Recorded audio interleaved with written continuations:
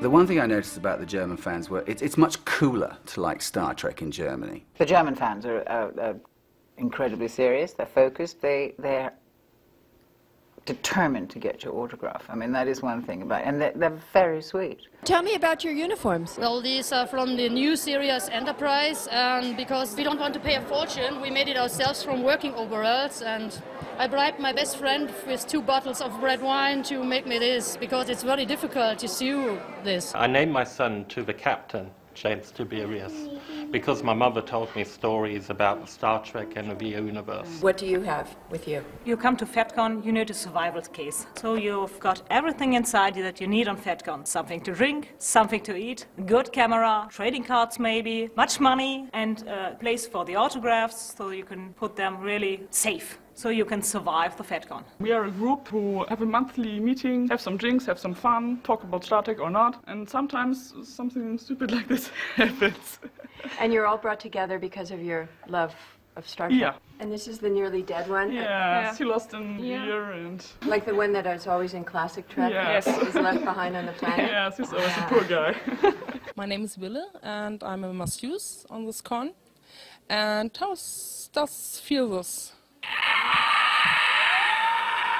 So many aliens and they have so many different points. So how do you feel when you put on this costume? While putting it on, it's usually okay, but during the phase while the paint dries and everything, you don't feel all that well. And then after a while, after half an hour or so, you become acquainted with the feeling and you can more or less move around normally. What did you just buy? I bought a CD from Robert Picardo, Tim Russ, and James Darren. I got the phaser, I've got the communicator, I got Reed with his piece of the bridge, I got Archer with his piece of the bridge, and I got an NX-01. Now I have a collection about 3 or 4 rooms filled up with Star Trek stuff in original packaging. This just made my day. This was I just love it.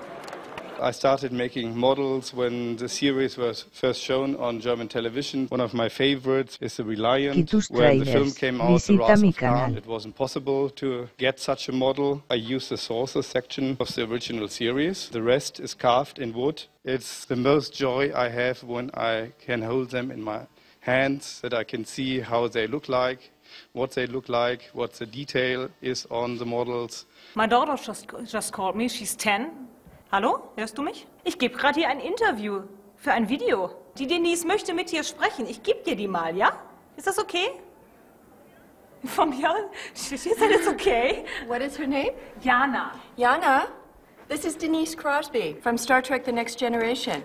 And I'm interviewing your mommy for our documentary Trekkies. So I just wanted to say hello to you and tell you what a nice mom you have. And sorry I can't speak German. Ich liebe dich. Okay, bye. Tell me about the films you made. Starship Highlander, it was just a spoof on all the Star Trek and science fiction stuff. Normalerweise, also Sie stehen auf meinem Platz, ich bin normalerweise immer auf der rechten Seite. Könnten wir vielleicht das doch mitnehmen? Dankeschön. Der Kern der Sonne MZ4 beginnt zu kollabieren. Angabe bestätigt.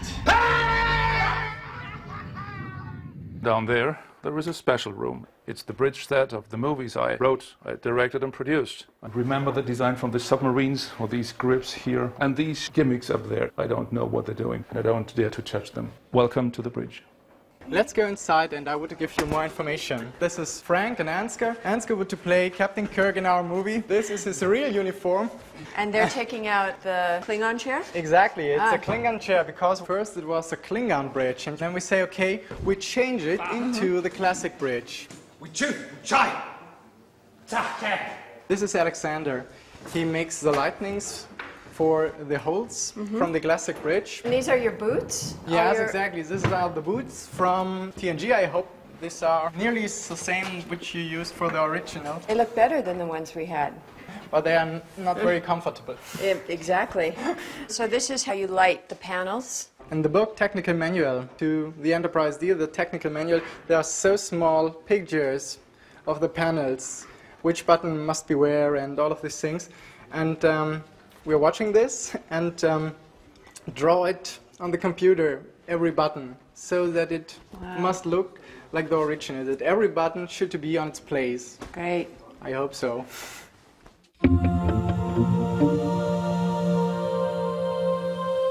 At home I have a batleth. I don't take the weapon out of the house because, as I say, I could be arrested for an illegal weapon. Well, the American fans are a little bit different, because they're a little bit wackier. Kitus Trailers. Visita mi canal. We're sort of a bit more calmer and reserved. Americans are so much more, a little bit more obsessed than the British fans. I mean, we're very laid back. I just walked all the way through Bournemouth dressed like this with people stepping out my way or running away, and kids quickly running to their parents. Computer, lights at 100%. People ask me about, oh, you must have a huge electric bill. But my electric bill is something like £70 per quarter. It's all low voltage lighting. But at night, it gives you enough light for the right mood. I mean, you couldn't read by it, but you know there's light there and you could see your way around. All your stuff is hidden, packed away, behind everything, stored? Yeah. We have storage here where I keep all my tools. I have a light here. You take it out, there's all my tools and the seating. It's very uncomfortable, but it's meant to be uncomfortable. It's good for your back, though, if you sit there. It's very good for your back. It's like being in an electric chair, really, I suppose. Yeah. If I'm ever going to have to wear one of these suits, I want it to be fitted. So it looks as fitted as the one that Patrick Stewart wears. So I'm not going to look like a total prat. I know I probably still look like a total prat, but at least I'm going to look like a total prat in a fitted suit. And I know that at Paramount they said they'd buy the material and dye it. That's anorak for you. I rang a tailor company in Huddersfield, which is not too far from where Patrick Stewart has a home in Mirfield, because he's a Yorkshireman, although you wouldn't believe it by the way he talks. I mean, but really he should be talking like me. I mean, if he was to say, you know, engage, that would be better than say engage, you know, sort of thing. I don't know why they don't do a series where they have a Yorkshire cast. You know, walk factor 1, off we go down the pub. Star Trek is my life, has influenced my life so much. I learned to speak English by watching Star Trek. The Italian fans are heaven. Quite sexy too, actually. Se vedere, qui ci sono i vari autografi degli attori che sono intervenuti e sono venuti qui da noi a autografare di persona. Qui c'è la postazione del capitano, uno può ovviamente sedersi, collegarsi a internet. Once when Walter Koenig was here, the store was open, and a fan came inside and goes to Massimo and say, I want the uniform because there is the convention, I need a uniform. And Massimo was near Walter Koenig and he doesn't recognize Walter. And everything inside the store was laughing because they see he didn't recognize Walter. So after that, he looks at the people and say, why you are laughing? And everyone pointed at Walter and he was, oh my God, I haven't recognized a legend. Oh my God. And every time he comes here, he's still, oh my God, I didn't recognize it.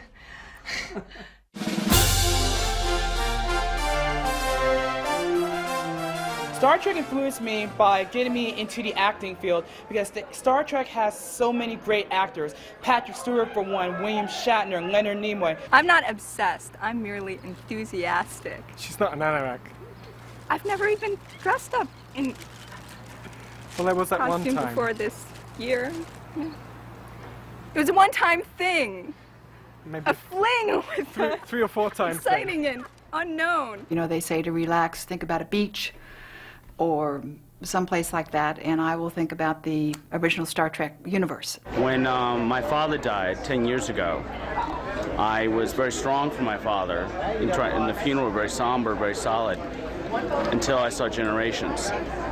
When I went to see Generations, when I saw Kirk die, the person that I looked up to watching the original series, and I looked up to him as a role model growing up, when I saw him die, I was able to grieve and let loose and cry and just let it go, and I really hold that film as a prize film because it really helped me immensely. There's different levels of geeks. You have your uber geeks, which are the guys who dress up as admirals in Starfleet and actually think they're admirals and will introduce themselves. Hi, I'm Admiral Jack.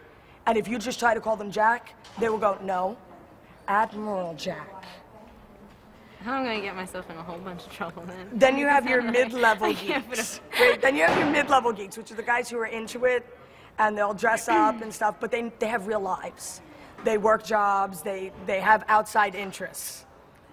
Then you have your low-level geeks, which are the people who have no social skills and can't get to the mid-level geek. And then you have your big mouth geeks, and that would be me. Who will walk up to the guy dressed as an admiral and go, "You're an admiral?" And you'll go, "Yes." And I'll go, "No, you're a geek in a costume." How many hours a week do you devote to Star Trek? Much, too much. A couple of hours a week. 3 or 4. 4 to 5. 6. A minimum of 7 to 10. Easily 10 or 15. 15 to 20. Close to 30 hours a week. 40 hours, if not more. 700.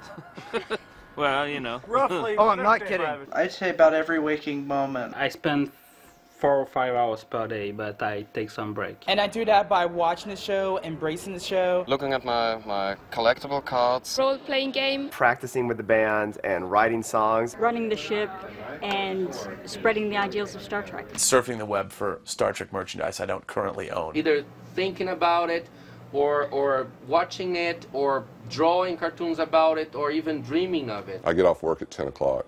And so I get to watch 2 episodes every night. I spend way too many hours that I should be working on message boards, debating the most pointless possible Star Trek minutia you can imagine. I have to see at least 10 minutes of Trek every day. Things like phaser energy output, warp field theory. Every day I'm reading one Star Trek book. I think I should really just not talk about it so much.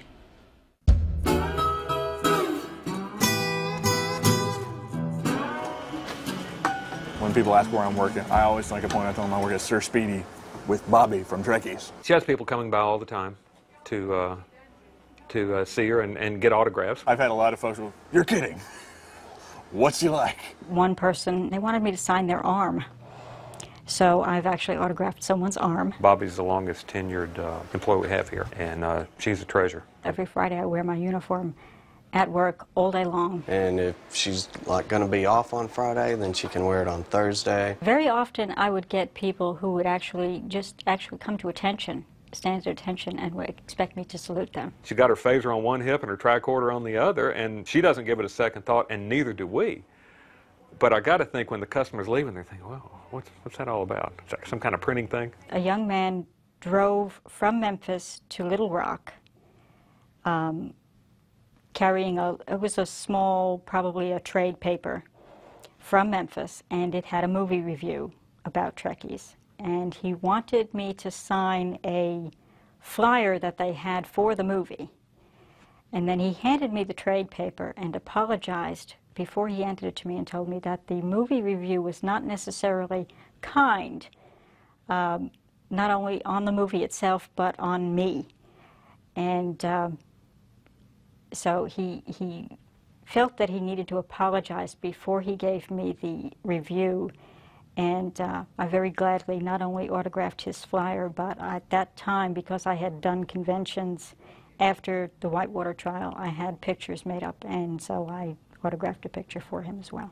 When I first bought this shop, I was trying to connect with all the employees, you know, trying to get to know them, and I thought, oh, cool, I can talk to Bobby about Star Trek. And so I would ask her questions about Next Generation episodes, trying to stump her, and gave up pretty quickly. This is one of the foil hologram cards that they did from the 25th anniversary set. Of course, it is the original Enterprise. I like the idea of being able to see those pictures and the different aliens and the places that they've been in the ships. There are even some cards that they put Klingon on. I didn't actually pick my rank. I have to earn my rank. But you might be able to just say, hey, I'm an admiral. No, I'm a fleet captain right now, actually, which is a Commodore. As we do our community service projects and work within the Alliance, we are actually earning our ranks just as the officers in the Starfleet Federation that you see on Star Trek. The Star Trek theme mirrors were my idea. I wanted people to be able to see themselves with Trip or see themselves with Spock when they looked in the mirror. This was a monument that I had been contracted to create. It has the Starship Enterprise on there, and they were just ecstatic. Every family member reached that certain closure and felt that, yes, he has gone to boldly go where a lot of men have gone before.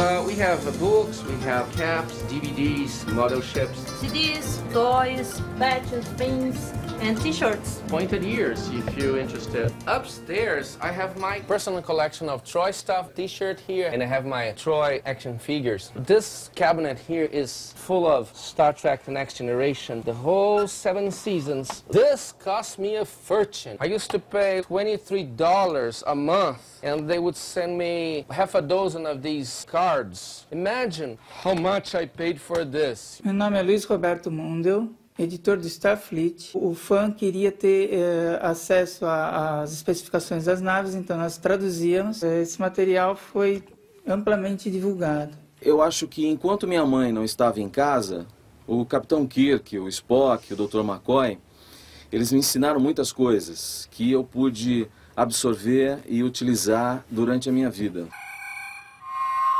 Eu trago os brinquedinhos e mostro para as pessoas. Eu acho que o phaser, temos o comunicador. Tricorder. My Uniforms Enterprise, fantastic. Barbie, acho que foi fantástico, né? Foi a primeira vez que eu comprei uma boneca na minha vida. Acho que talvez seja a única. As pessoas que não conhecem a série, elas não têm... elas não conseguem entender o porquê do amor que a gente sente. Of course, I was just like almost every other Brazilian, totally in love with Spock. I made this out of epoxy, and it's my tribute to Spock. I had some troubles in childhood, and I would look at him and think, gosh, you know, he had troubles in childhood, and he's okay. You know, I can be okay as well. I took a group with me to a convention in Pasadena, and he signed his name here. The next year, I went there again. I bought here in Sao Paulo before I left a bunch of postcards that I put inside an envelope. And I wrote them all. Maybe one day you'll come to Brazil to see us here. It's a nice place. See Sao Paulo, and lots of pictures of Sao Paulo on the postcards. I was trying to insert the letter into his mailbox while his mailbox just opened in front of me. The mailman had just delivered his mail. You can read Leonard Nimoy at the labels of his mail here. And I put my letter right there. See, this is the entrance of his home there. And I won't tell the address, Mr. Nimoy. You're sure of that? And then I opened here his mailbox, and I inserted my letter right inside. So this is, for us, when we recognize an actor on the street, or even like, you know, like yesterday when on the shop, and the guy said, I know her. Where do I know her from? And I said, well, she's from Star Trek. And he just, the guy who was helping you, he didn't see it because he did it behind it. He's, oh my God, I have a Star Trek actor in my shop. And then he just like collected, and he said, do you need a larger size? They have this thing that every forehead is a different one. They're kind of like ID prints. Mm-hmm. But mine is more or less inspired on Claire, which is Worf's son's mother. Mm-hmm. Alexander's mother. And I won 3rd prize in the Klingon convention in Jacksonville, Florida. At the cocktail, there were a whole bunch of actors who had played Klingons. And one of them was Spice Williams. And she was wearing an outfit the same color I was. And when she saw me walking in like full Klingon dress for the cocktail, she, on the other side of the room, she said, oh, look at her. Isn't that such a beautiful color? She looks great in that color. Come on, let's have a picture together. And it was just like so nice that somebody, you know, a real Star Trek actress had recognized my work. She had seen what I've done with my own hands. When an actor talks to us and when they recognize the work we've done, I think we feel that we're a little part of the Star Trek universe, that whatever we've been cooking in our backyards, in our kitchen, you know, is a little drop in the Star Trek ocean, that we managed to, you know, be recognized and then be part of that.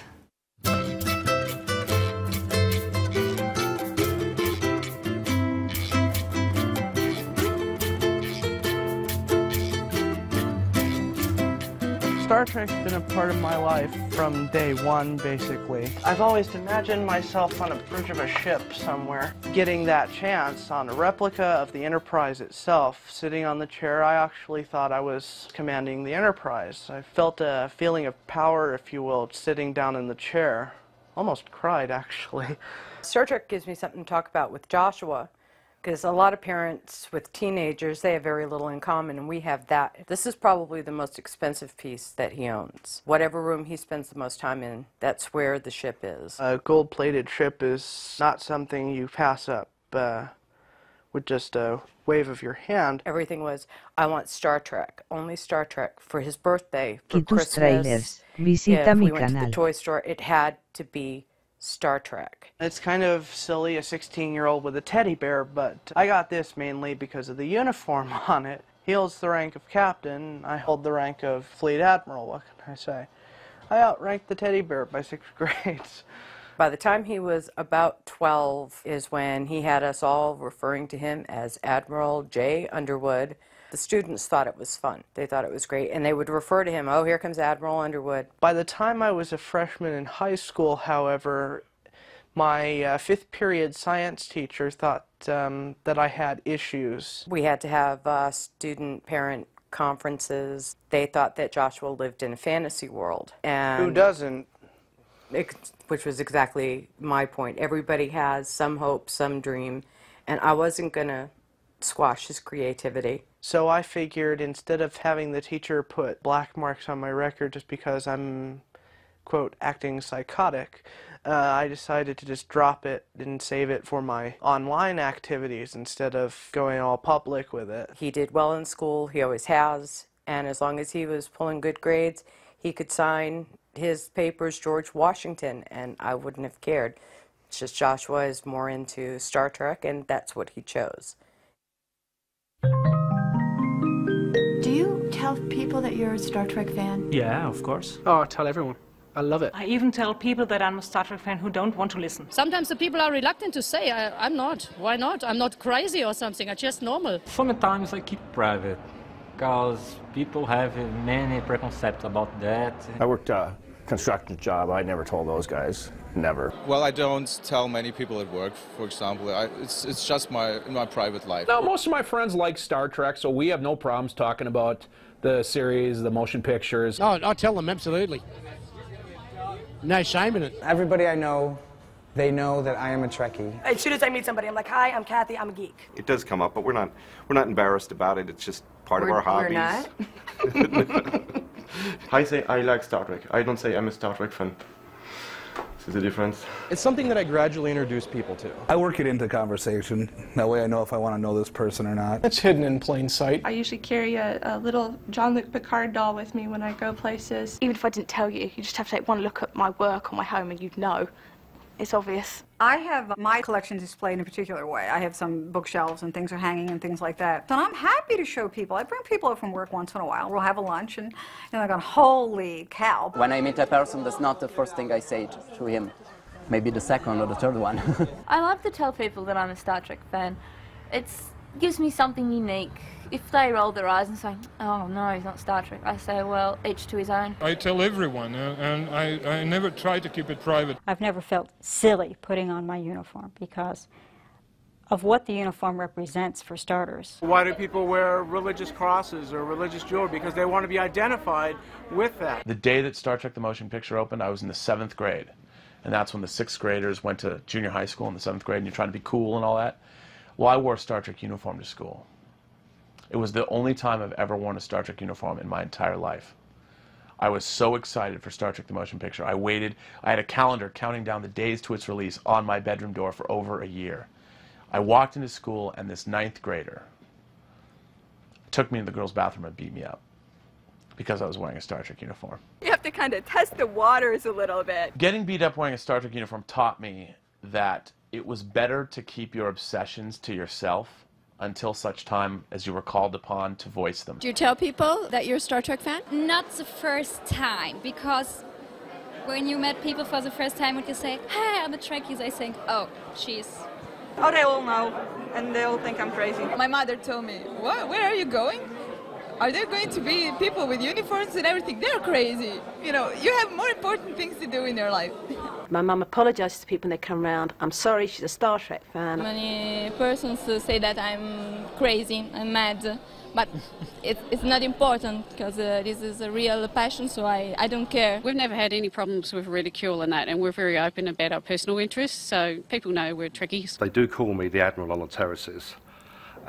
Which is a nice touch. I tell people, but I'm a professional weirdo. Whenever I'm in Vegas, while everyone's gambling, I go to the Hilton and go to the Star Trek store and just spend my per diems. You enjoy provoking people to talk about it. Yeah, I want to explain, I want to convince. It's just amazing. There's a lot of closet Trek fans out there. If you out yourself as a Star Trek fan, then there are always people that come and say, oh, me too, me too.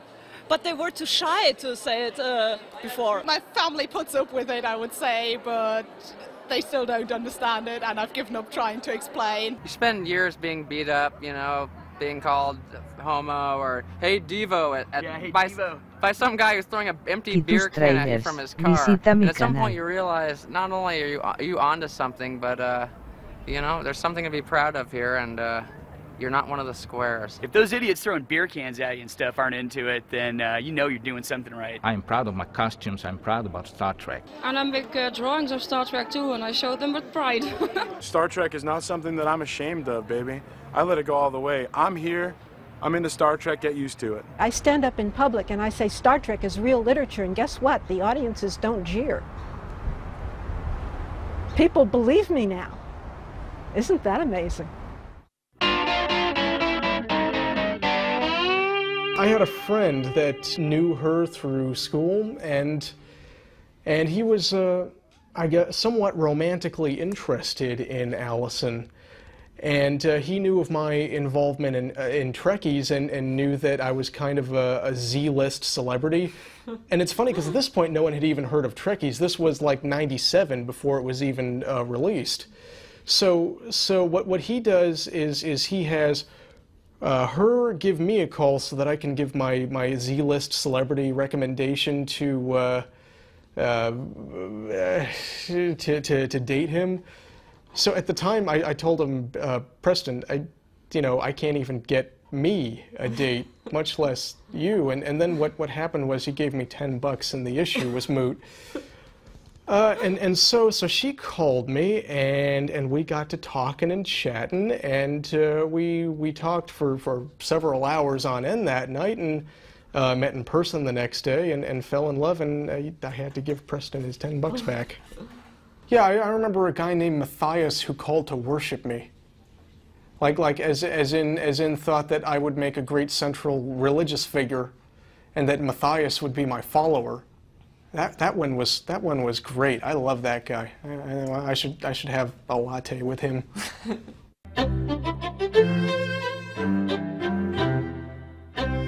I think the fans are very passionate here. And compared to the English are a bit crazy. It is my Star Trek videos, Next Generation, Deep Space Nine, Voyager. I buy some videotapes and I start to watch the Next Generation episode. What I found very good in Star Trek is the philosophy of Star Trek. How much did all of this cost you? Oh, a lot of money. When I was at university, I wrote a Star Trek study. It was quite a scandal when it got known that someone was doing a study about Star Trek in such a prestigious university like La Sorbonne. People were saying that this is not historical stuff. My supervising teacher, when he got to read this, didn't know about Star Trek. I mean, he knew about Anglo-American civilization at large, the presidents, the big society movements, but he ignored Star Trek. So he learned everything about Star Trek with this thesis. The first event of unification, I met Eric Sossin. Eric Sossin has written a thesis in university, and I was the only one at the event who bought it. So we became friends. I'm a huge fan of Patrick Stewart, whom I think is a great actor. And I've written 3 Patrick Stewart scripts, non-Star Trek scripts. I don't know if someday I can make something out of these scripts. But right now they have the merit to exist.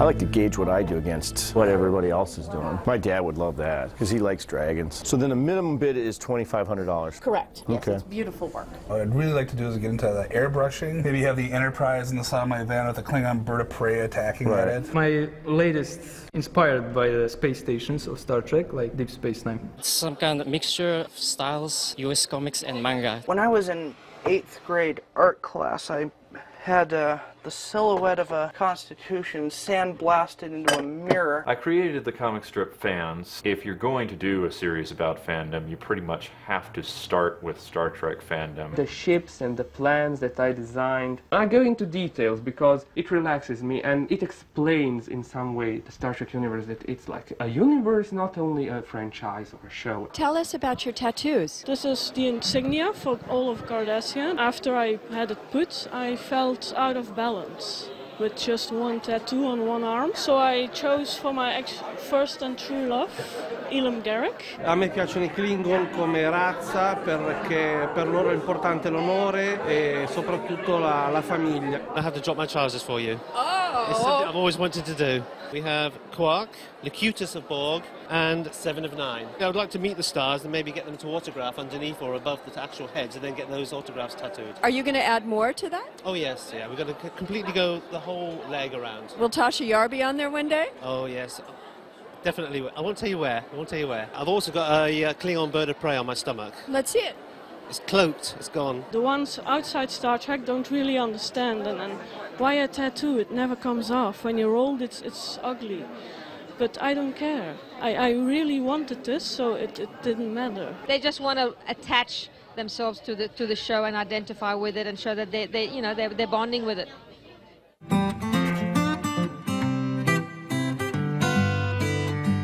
You're never bored with Star Trek tapes. There's always something to do. My roommate made me watch them, and I didn't like them at first, but I ended up thinking about it quite a bit. Our weapons are constructed out of housing insulation, sandwiched between two pieces of cardboard wrapped in duct tape.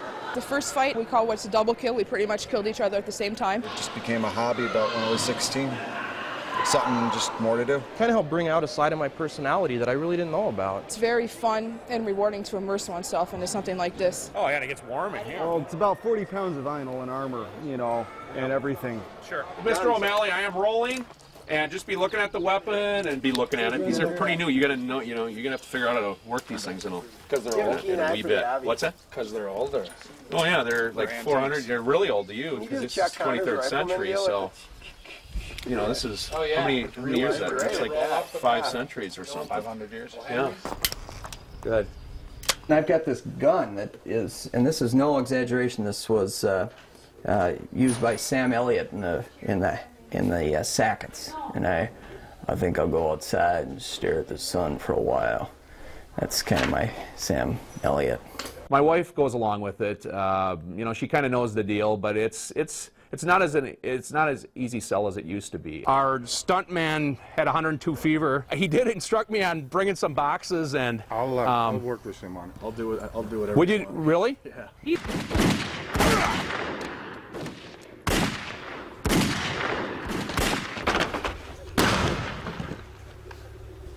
Is he okay? Yep. Yes! All right! All right! Get up, boy! Good job. That was nice. Look all right? That's a gutsy guy there, man. He's never done that before. This is the uniform of the USS St. Paul. It's located downward at about 7 o'clock. It's pointed to the heart. I mean, we're a passionate group. We try to make it as fair as possible.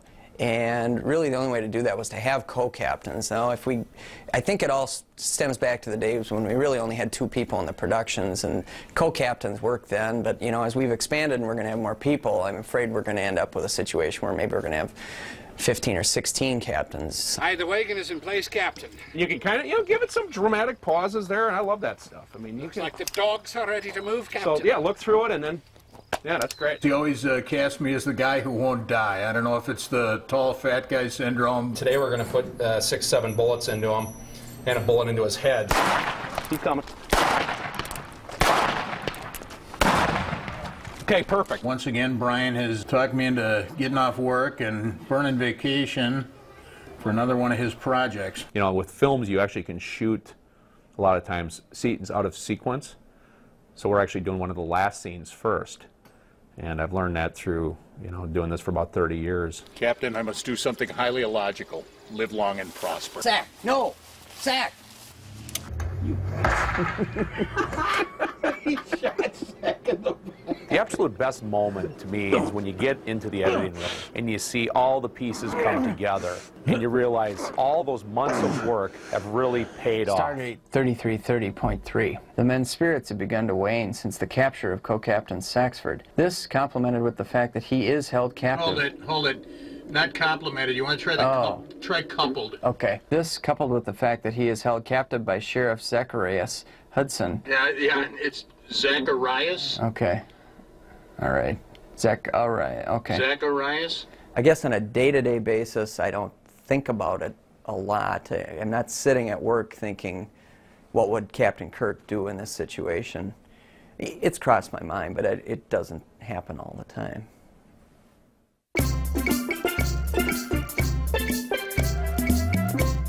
Tell me what Star Trek has meant to you in your life. This probably gives us a chance to get to meet people that enjoy the same thing we do. Star Trek is an escape.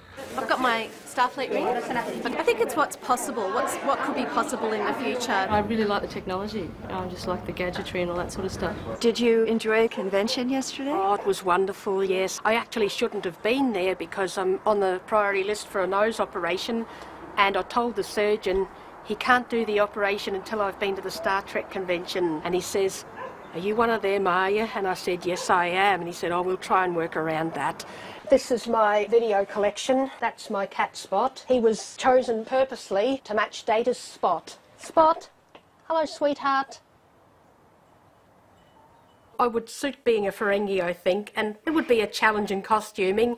So I've gathered a few bits and pieces, the communicator pen and a couple of shirts that might be appropriate, but I never did have a jacket, and I never saw a jacket anywhere. I was going to make one. Then at the silent auction, there was the jacket with my name on it, a Quark jacket. And I bought it. It cost me $20, and Victoria says, "I don't know you, Mum. I will not be seen dead with you in that jacket. Mum, promise you won't wear it out in the street."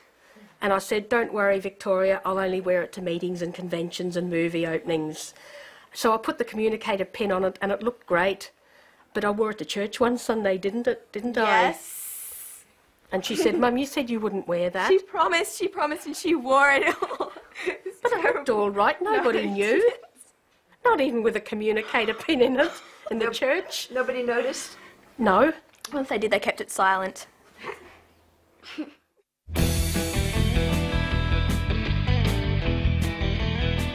There's always the people who call who actually want to speak to a character.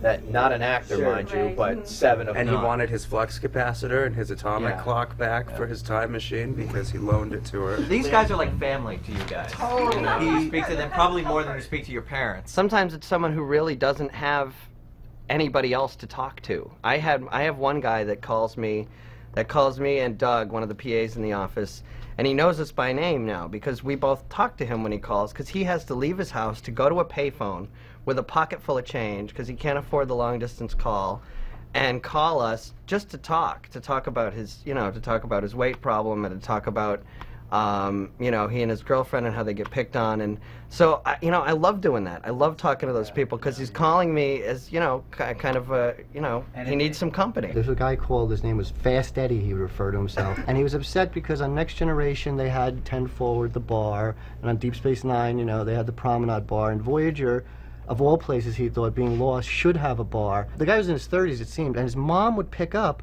and they'd start fighting on the phone, and they would forget I was even there. I would just listen. It would go on for like 10 minutes. USS Super Tech from Ocala, Florida. He's been calling for 3 years? He's actually the reason why I can't answer the Enterprise line anymore, because I would just talk to him for way too long. He likes to ask if we have any antimatter for him. He's very coherent when you talk to him. He's really sharp. He's very friendly and charming and has an awful lot of information to tell us. Yeah, he's wonderful. Charming. I'm just eager to see how the whole take on this version of Romeo and Juliet's going to play out. The good of the many outweigh the good of the few. Well, today is a good day to die. His character Paris was inspired by Harry Mudd. Harry Mudd was a classic Falstaff character. Now you know the reason for this haste, Captain.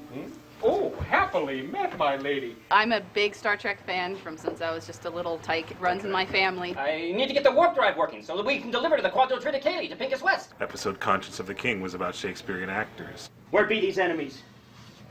When friends come over, I would make them ask for permission to come aboard. Want to be much. Checking them with the remote control to the television set. Ah, you're human.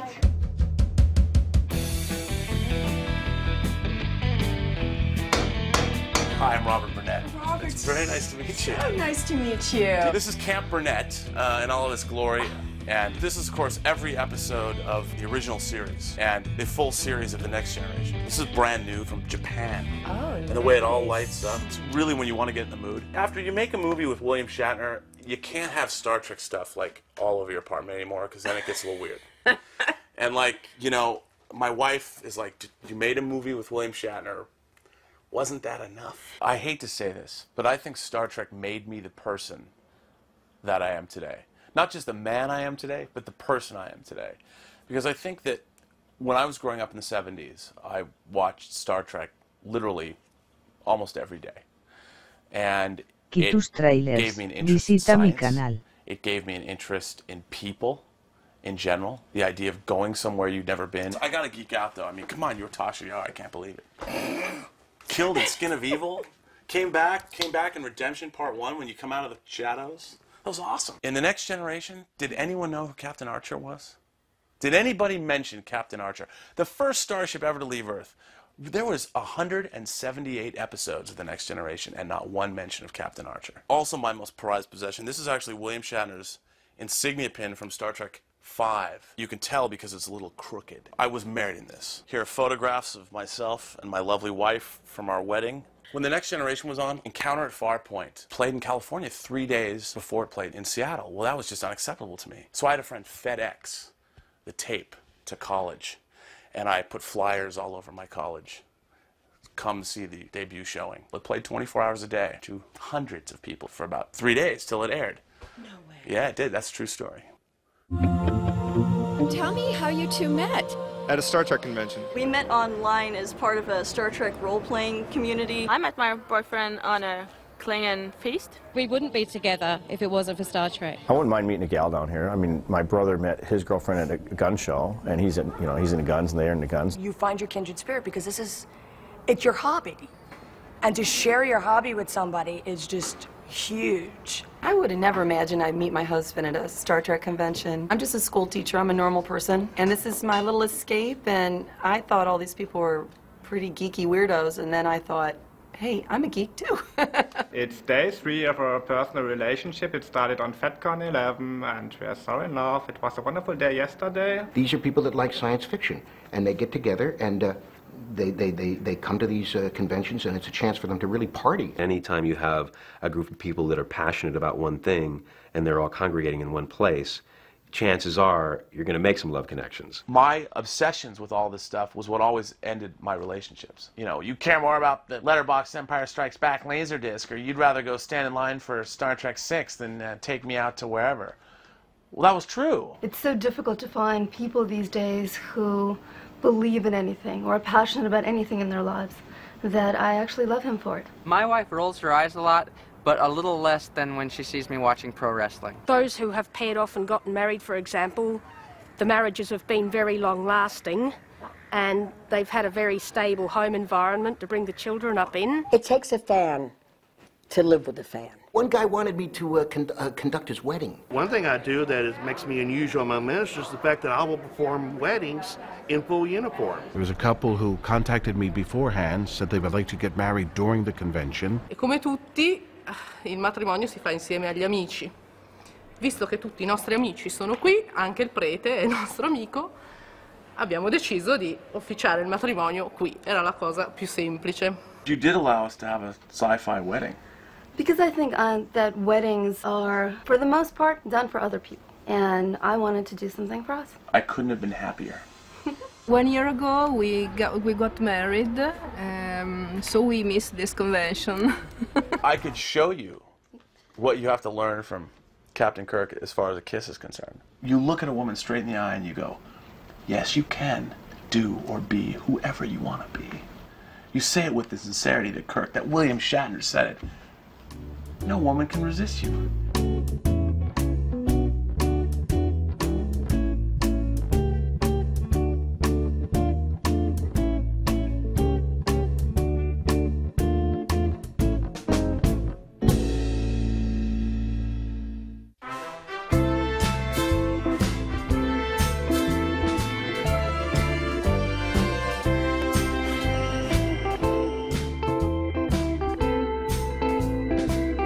I started out as a fan watching Star Trek, starting during the first run. I heard about the first Star Trek convention when I was attending the World Science Fiction Convention just before that first Star Trek convention. Went to that convention, volunteered to help, started working with the people that year and got more involved through the years, and by the end of the 5-year run of that convention, I was a part of the organizing committee. I don't think there's room for there to be another equivalent to Star Trek because in some ways, Star Trek was the first, and you can only be the first once.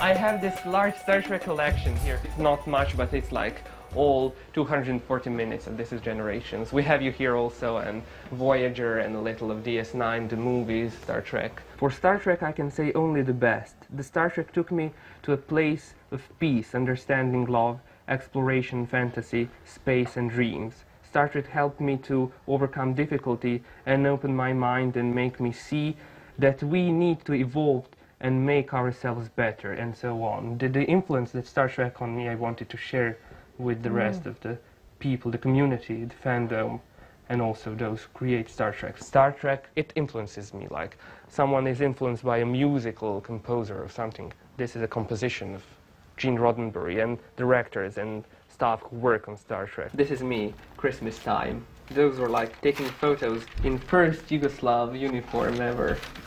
I have an autograph. Okay, I'm still shaking, I'm sorry. I like Tasha Yar, actually. I was her fan. I still am from the beginning. I was 9 years old when The Next Generation started here, and I was watching it every night. And the moment, the episode when she died, I was crying the whole night, and I made my mother tape it for me because I was in school the next day when it was rerun. She taped it on an audio tape, and I was listening to that last part of the episode where she says goodbye to her friends, and I was listening to it over and over again, and I know it by heart. I can tell you a part, okay. Hello, my friends. You are here now, watching this image of me, because I died. It probably happened while I was on duty, and quickly, which is what I expected. Never forget I died doing exactly what I chose to do. What I want you to know is how much I loved my life, and those of you who shared it with me. You are my family. You all know where I came from and what my life was like before. When Starfleet took that frightened, angry young girl and tempered her, I've been blessed with your friendship and your love. Okay, then she goes to everyone, saying specially.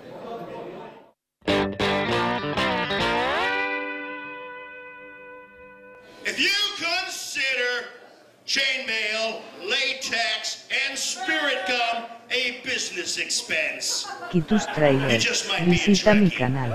It should be going boldly, because to boldly go is actually a split infinitive. It should be to go boldly. People that I've been in bands with and in other bands usually think it's pretty dorky to make a show flyer, but again, I'm a geek. This is all my artwork. I drew that. I drew all these little starships. No Kill, I was playing a show in my backyard, and they were all so incredibly, they had to play last, because there was a bunch of bands that played before them, and they all got so incredibly drunk while the other bands were playing, that they were just completely hammered by the time they got on stage. And they had played about 3 songs when, do you remember I don't know what this? he's talking about at all. Nah, he probably doesn't remember it. He's making this But up. They'd played about 3 songs, and then Ed somehow stumbled backwards, or Captain Kirk, should I say, stumbled backwards, fell and hit his head on the stage, knocking himself completely out cold for about 2 minutes. But the whole band just kept playing, and eventually he woke up and finished the song. Do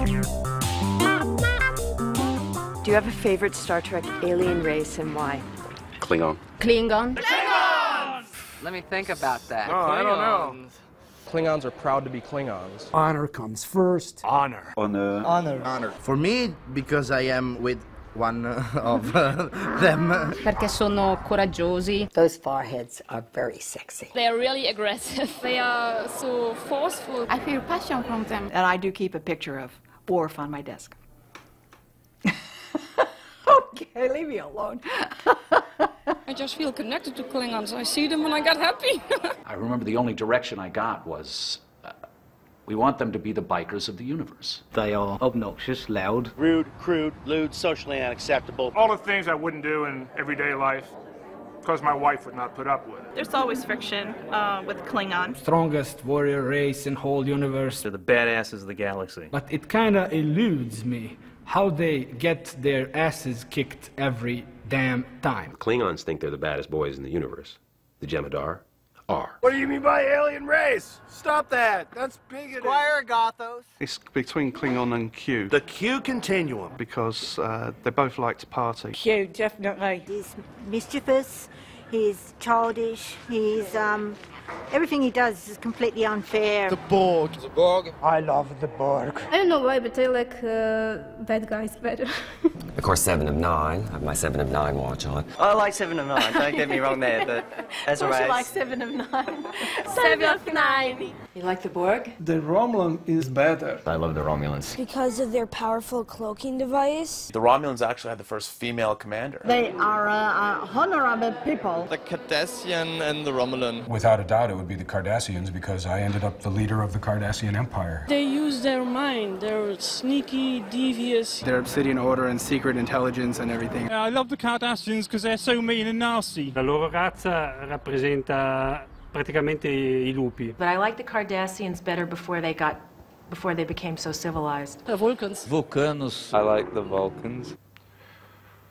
The Vulcans. Because of their logic. Les Vulcains, parce qu'ils ont des oreilles pointues. I love their self-control and rationality. Vulcans and Klingons both together because they got one thing in common is that they don't lie. Despite their logical and well-presented exteriors, they're kind of pompous and arrogant and deeply flawed on the inside, and that's reminded me of myself on occasion. Gene used to say that he created Spock and the Vulcan background as the way he would be if he could choose to be. Esse é o Andoriano, the Andorian. They just have that personality behind them. The Andorians, because I think Jeff Combs is such a great Andorian. Honestly, I have to look away sometimes before a take because I can't keep a straight face. You know, he should be doing Shakespeare, love, with the antennae. I like those Ferengi because they're ugly. They're totally awesome with the ears. They got the big butt head, and I love clowning that butt head. Much profit, much money. Yeah, well, money's all I think about. I'm a big fan of the rules of acquisition. I think it would be cheaper than business school. Almost a standard to live by, if you ask me. The Bajorans. They're passionate. So strong and still feminine. They have a pretty little nose. Spiritual, fierce, visceral. You don't get better than that. I did like the shapeshifters. A changeling. I loved the villain Khan. Species 847. 7-2. Do you know what species Dax was? The Trills, having all those memories of previous hosts. Favorite race, hands down, is the Gorn. They were, I mean, it was a menacing character. He had that, that... Betazoids. They're very sexy, intuitive. They wear great clothes. I like the Denevian parasites. I always kind of like the Organians. The Orion slave girls. There were some big, tall, naked ladies with big, huge tongues in the pilot. I kind of like them. The Tholians, because they live in a gaseous state. They almost destroyed the Enterprise. They had a web around it. They had so much power. I respect that a lot. Humans in Star Trek, they are alien to us because they have evolved. You pick an aspect of humanity and you put it in one of these characters. And all the other races are like metaphors. The Klingons are our angry side. The Vulcans, our logical, analytical side. Humans, well, we're just the unpredictable side. There was this one alien who was in an episode we did called Night, and I don't really know the name of the race. It might have been the Solarians or something, I don't know. But he looked like a big turd. You know, we used to call him Captain's Log, and he was running around on the ship, and he was all dressed in this like brown rubber suit. It was pathetic. What kind of an alien is this, you know? I also like the alien they had a number for, species 489795, and I thought, who came up with that number? You know, why don't they call him species 78462? You know, I could never figure that out. There was an alien called the Tac-Tac, and I thought, when I first read the script, I said, what is this? Is a mint breath we've got here invading the ship? I couldn't get that. It was like a mint candy to me, the Tac-Tac. And then the Trabe. the Trabe. There was nothing about the Trabe. They were the aliens of the week, the Trabe. They didn't really do anything. We met them. Hello, Mr. and Mrs. Trabe. They had a funny forehead, looked a little like a vagina, and you know, they were very sweet people. The Trabe. I always liked the Trabe. Stardate 3330.3. We entered day 5 in 1875, Minnesota. The men's spirits had begun to wane since the capture of Co-Captain Saxford. This, coupled with the fact that he is held captive by Sheriff Zacharias Hudson, my distant grandfather, has created an interesting situation. We have remained unnoticed thanks to a copper mine on the outskirts of town. Without our tricorders and weapons, we've found life on the frontier a bit challenging. Mr. O'Malley has creatively managed to obtain weapons and sustenance. Today, we make our move to free Saxford. Mr. O'Malley, what's the word? Are we getting close? The wagon's in place, Captain. Looks like the dogs are getting ready to move. The men are ready, sir. Mr. Sack, what kind of resistance do you see? Captain, it appears we are outnumbered approximately 6 to 1. This factored in with our combatants' experience with these rather crude firearms leads me to calculate an approximate 23.4% survival rate, sir. I like those odds. All right, let's make our move. Our advantage is surprise. Visita O'Malley, mi canal. take Nevick, Roberts, Bielenberg, and Johnson. Mr. Sack, Muir, and Cicerelli, come with me. Men, let's move out. Oh, what I wouldn't give for a phaser right now.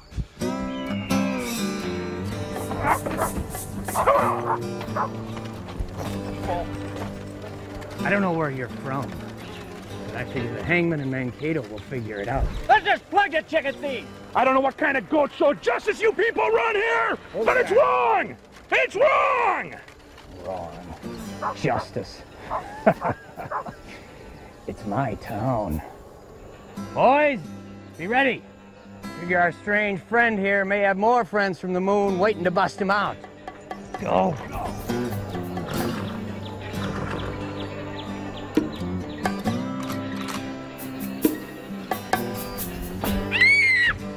Ma'am?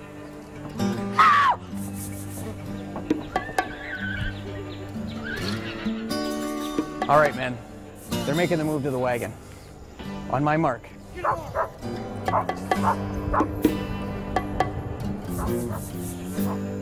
Let's do it. O'Malley. That's the signal, boys. Come on, let's give them hell. Prepare to meet your makers!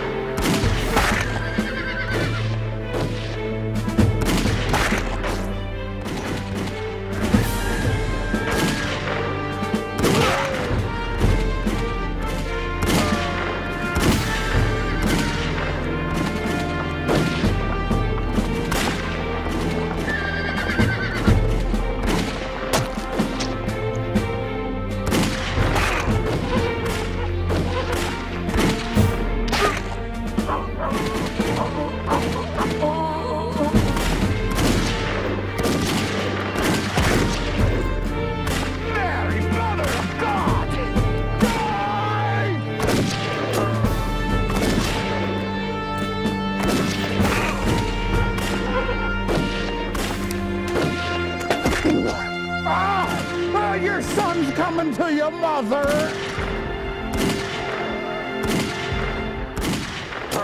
Captain, I must do something highly illogical. Live long and prosper. Sack, yo, Sack.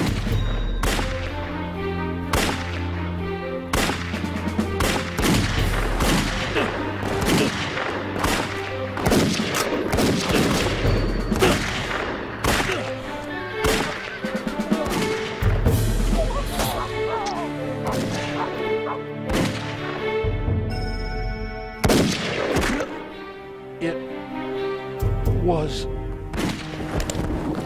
interesting. I reckon you may as well be next. I wouldn't do that, Mr. Hudson. You shoot me, sonny boy, and you might as well shoot yourself. Your friend here tells me I'm your great-great-great-great-grandpa. Now, I reckon you ain't gonna shoot your old grandpa, are ya? You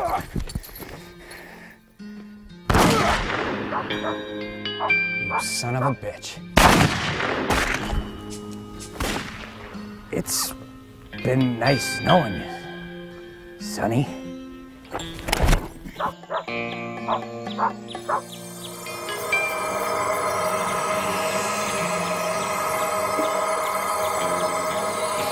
Paulie! Paulie! Paulie! Titus Trailers, visita mi canal.